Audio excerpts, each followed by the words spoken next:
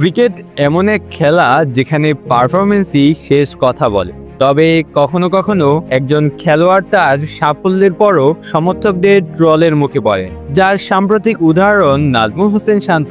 বাংলাদেশের ওয়ানডে অধিনায়ক হিসেবে তিনি নিজেকে বারবার প্রমাণ করেছেন, অথচ সামাজিক মাধ্যমে তাকে নিয়ে ট্রল যেন থামছেই না। কিন্তু প্রশ্ন হলো, শান্ত কি আদৌ সেই সমালোচনা ডিজার্ভ করেন? 2023 সাল থেকে নাজমুল হোসেন শান্ত বাংলাদেশের ওয়ানডে দলের অন্যতম নির্ভরযোগ্য ব্যাটার।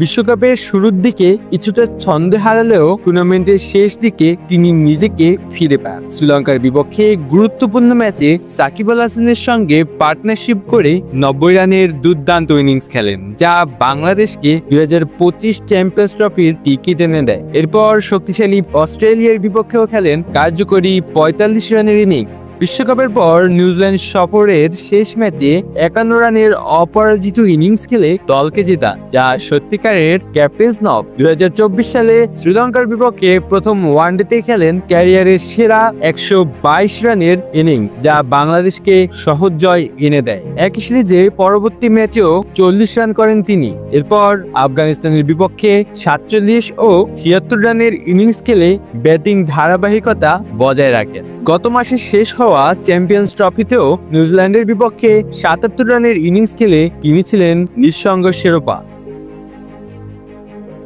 শেষ 12 ওয়ানডে ইনিংসে শান্তর রান 570, গড় 57.00, স্ট্রাইক রেট 82.13, যেখানে রয়েছে 4টি 50 ও 1টি সেঞ্চুরি। এই পরিসংখ্যানই বলে দিচ্ছে বাংলাদেশের ওয়ানডে ব্যাটিং ইউনিটে এই মুহূর্তে তার ধারে কাছেও কেউ নেই। শান্তর বিরুদ্ধে সবচেয়ে বড় অভিযোগ তার টেস্ট ও টি-20 পারফরমেন্স। কিন্তু একজন ব্যাটারের একটা ফরম্যাটে ভালো না করলেই তাকে সব ফরম্যাটে ট্রোল করতে হবে। যেখানে ওয়ানডেতে তিনি দলের সেরা ব্যাটসম্যান, সেখানে শুধুমাত্র অন্য ফরম্যাটে ব্যর্থতার কারণে তাকে নিয়ে ট্রল করা কতটা যৌক্তিক?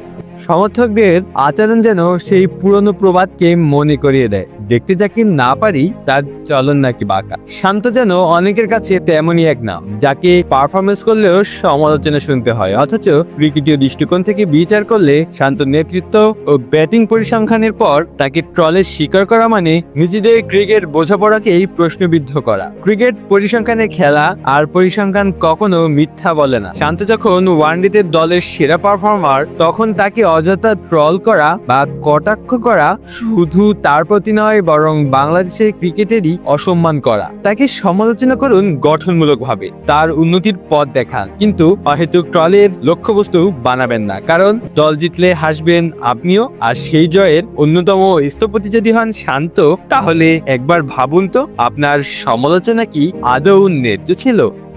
আলু আসি তালুকদার, বিস্ময় বাংলা।